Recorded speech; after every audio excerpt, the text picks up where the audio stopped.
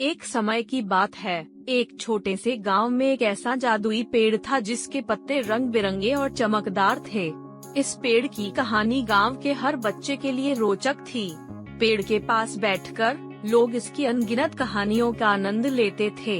एक रोज गांव के एक नौजवान लड़के ने उस पेड़ की खोज की जो किसी ने अब तक नहीं देखा था। वह पेड़ के पास पहुंचा और उसने देखा कि पेड़ के नीचे एक छोटी सी पुरानी पुस्तक थी। पुस्तक के बारे में सुनते ही उसने उसे खोला और पढ़ने लगा।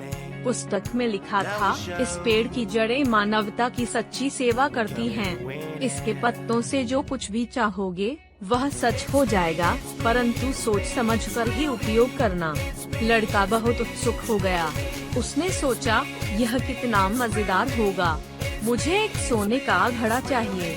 और पेड़ से पूछा, क्या आप मुझे एक सोने के घड़े दे सकते हैं? पेड़ ने कहा, जरूर, परंतु ध्यान रखना कि जितनी खुशियाँ इससे मिलेगी उतना ही संभाल कर उपयोग करना होगा। लड़का ने उसे धन्यवाद कहा और जल्दी से अपने घर की ओर बढ़ गया। वह सोने के घड़े के लिए बहुत खुश था और उसे अपने दोस्तों को दिखाने के लिए तुरंत अपने घर चला गया। उसने घड़े को देखने के लिए अपने दोस्तों के सामने उसे खोला और उसकी चमक और खूबसूरती को देखा। लेकिन जैसे ही वह घड़ा उसके हाथ में आया, वह एक बार में ही गायब हो गया। अचानक लड़का हैरान हो गया। वह यह समझ नहीं पा रहा था कि क्या हो रहा है। फिर उसने पुस्तक की याद आई और उसने समझा कि उसने पेड़ की सलाह नहीं मानी थी। लड़का ने पेड़ के पास फिर से जाकर उससे माफी मांगी और फिर सोने के घड़े के लिए विनती की। पेड़ ने उसे एक और अवसर दिया, लेकिन उसने सीखा कि सच्ची खुशियाँ उसे वहाँ मिलती हैं जहाँ उन्हें सही ढंग से उपयोग किया जाता है। इस कहानी से हमें यह सीखने को मिलता है कि जीवन में जब हम कुछ भी प्राप्त करते हैं तो हमें उसका सही ढंग से उपयोग करना चाहिए।